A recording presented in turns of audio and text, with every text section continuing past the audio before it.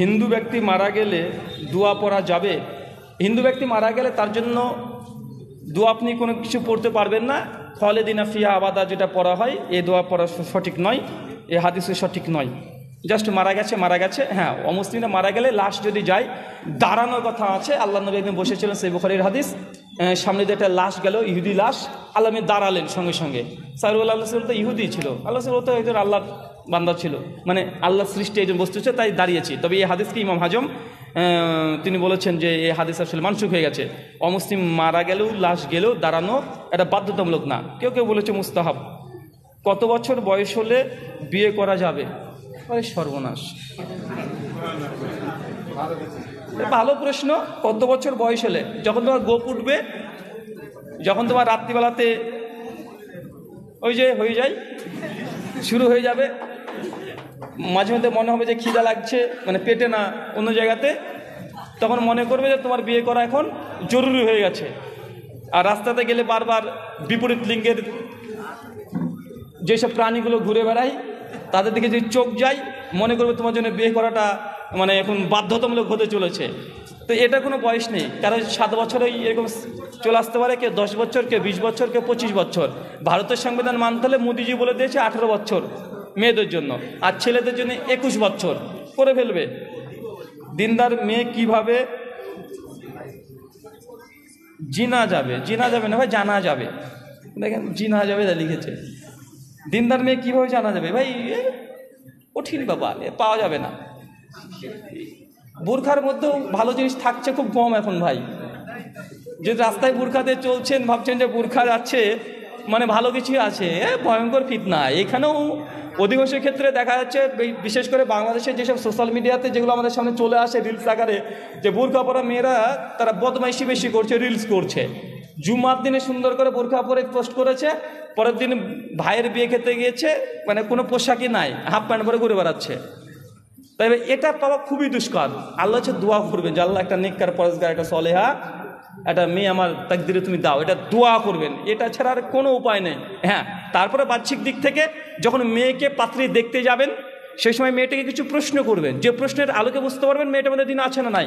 হতে পারে আপনি বলতে পারেন, আচ্ছা বলো তো, কয়েকটা প্রশ্ন আপনি জিজ্ঞাসা করতে পারেন। আচ্ছা সূরা ফাতিহা আলহামদুলিল্লাহি রাব্বিল আলামিন এটার বাংলা মানে বলো।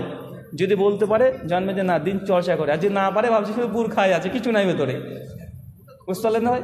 এটা কমন যে আলহামদুলিল্লাহ রাব্বিল আলামিন, এটার মানে বুঝবে যারা দিন চর্চা করে। পারবে না ভাইজান?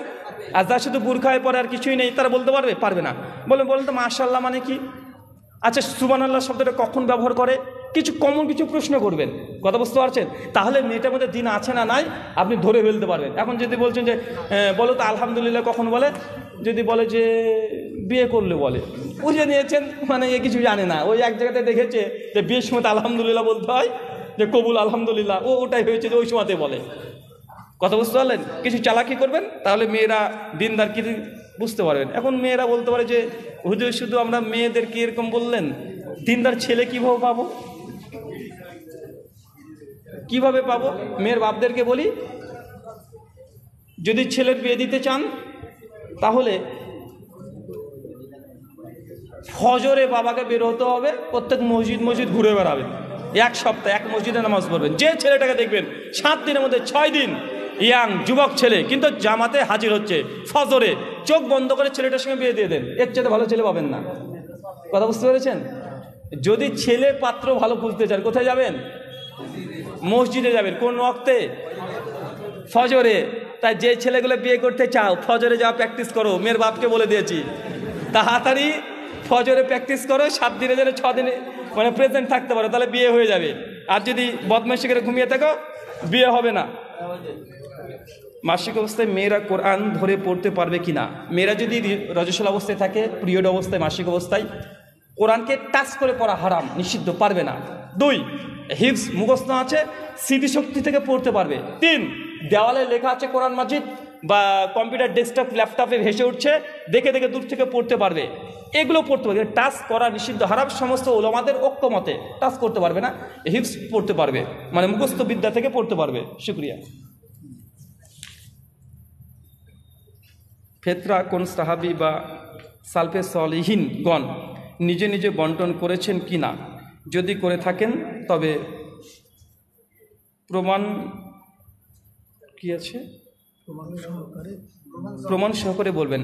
সাহাবা রাদিয়াল্লাহু তাআলা আনহু থেকে পাওয়া যায় তারা ফিতরা বন্টন একা একা করতেন, এরকম আসার আমার ইয়াদে আসছে না এই মুহূর্ত পর্যন্ত। হ্যাঁ, তারা জমা করতেন, সে বুখারী 1507, 8, 9 নম্বর হাদিস পর আছে, ঠিক আছে। এবং খোলাফার পরে যুগে যখন উমর বিন আব্দুল আজিজ, তার সময় বন্টনে মানে জমা করা হতো, কিন্তু একা একা বন্টন করা এই ব্যাপারে কেউ নাজায়েজ হারাম ফতোয়া দেয়নি। আপনি যদি আদায় করতে চান একা একা জায়েজ হবে, কিন্তু জমাতে যদি হয়, ইসলামী রাষ্ট্র যদি হয়, তাহলে জমানো এটা তো